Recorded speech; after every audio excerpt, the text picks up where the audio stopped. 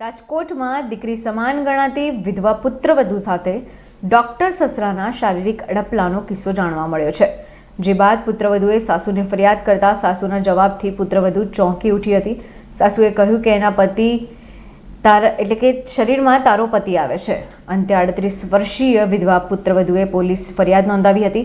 હવસખોર તબીબ સસરા વિરુદ્ધ યુનિવર્સિટી પોલીસ સ્ટેશન ખાતે છેડતી તેમજ જાન મારી નાખવાની ધમકી સહિતની કલમ હેઠળ પોલીસ ફરિયાદ નોંધાઈ હતી।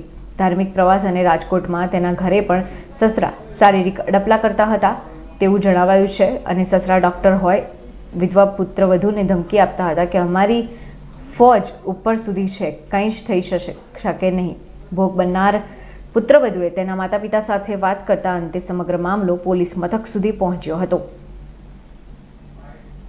મારા મેરેજ 2011માં થયા હતા।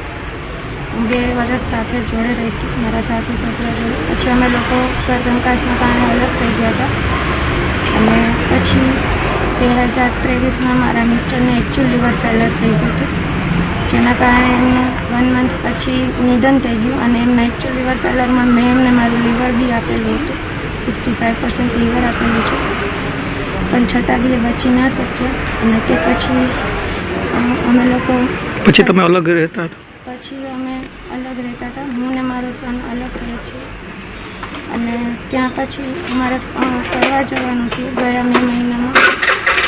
ત્યાં ચિત્રકૂટમાં ગયા હતા, ત્યાં બી મારા સસરાએ આવી